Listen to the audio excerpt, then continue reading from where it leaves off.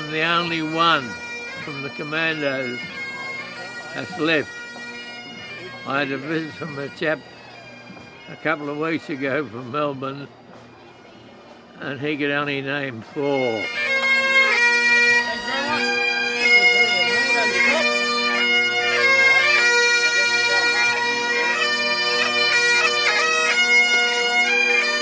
The mere fact that I'm back here was accidental. The bullet hit the magazine of my own gun before it struck me in the chest. And it all broke up, otherwise I'd be dead. So I'm very grateful for all these extra years that I have survived.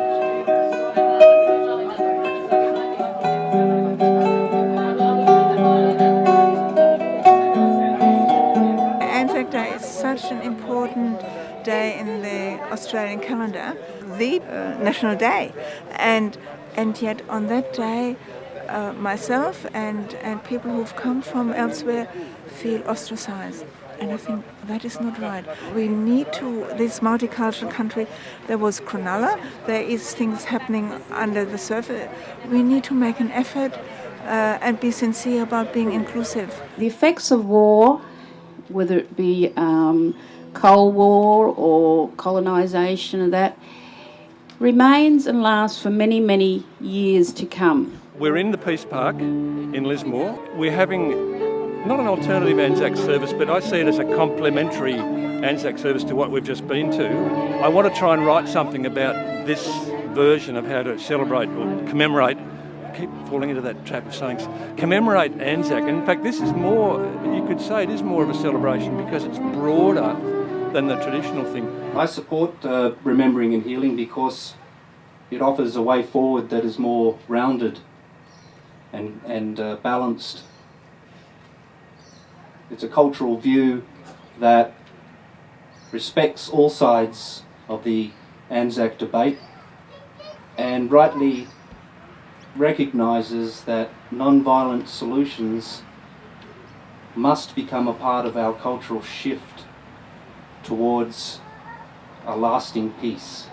I served with the SAS regiment in my early days, so knowing what it involves and knowing what it leaves you with afterwards, and trying to educate people into realising that we don't speak honestly about our military history, we don't speak honestly about military service, and I think that if more people were familiar with what actually goes on, then their view of things would be less inclined to mythologise and romanticise the subject. It just seems out of proportion and almost parochial and selfish the way we concentrate every year on commemorating that 100,000 people, and every year there are millions of people dying around the world in other sorts of wars and conflicts.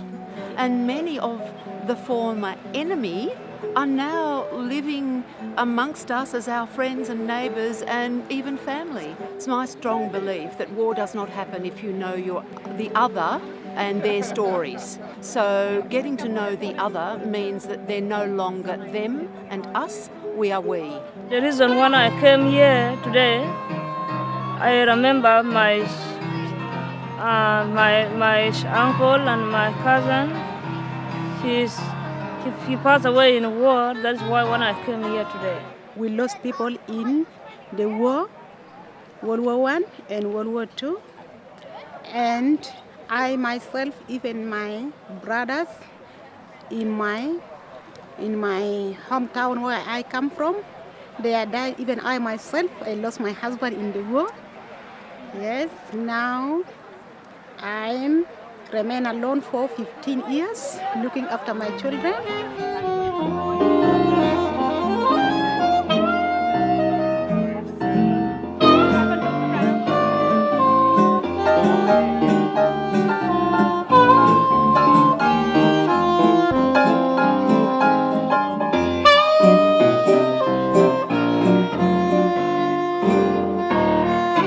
In little old Lismore, we have represented 11 different faiths. I'm sure there's more, but at the moment we have 11 different faiths.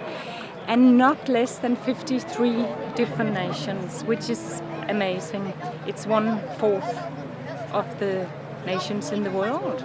I started with two women friends.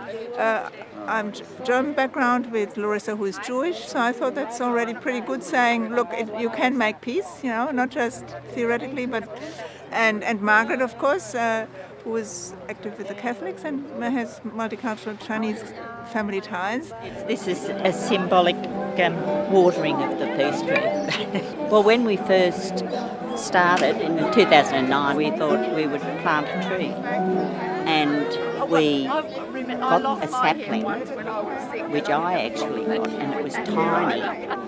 And Sabina thought, this is so small, and it was. And we planted it, and then Sabina watered it and nurtured it, and now it's growing into a lovely, healthy tree. So it's a symbol of peace growing, with a little bit of nurturing, and it will do well.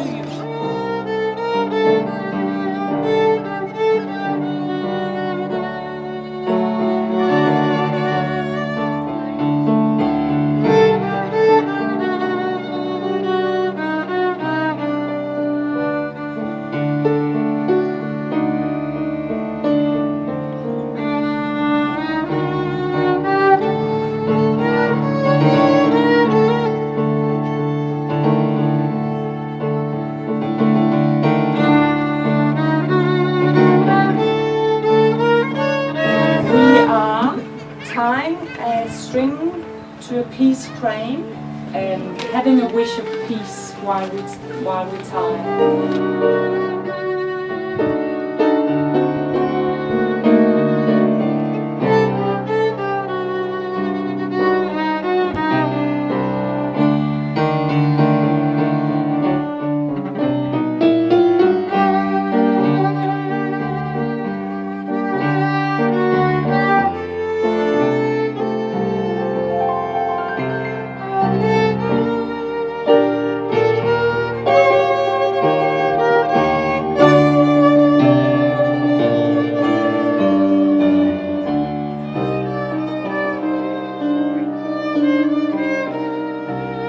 Southern Crown has been a symbol of peace at Hiroshima.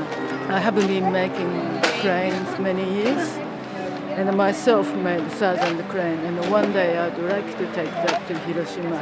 We're saying because we remember the atrocities, we have to make a strong commitment to peace so that we stop doing it. And that's what I would suggest that everyone who really understands ANZAC Day wants ultimately. So to have a peace ceremony in the park following that main service, to me, is a perfect marriage. It's about we remember, but we don't want to ever go there again. Because we are all one. We're all born equal, aren't we?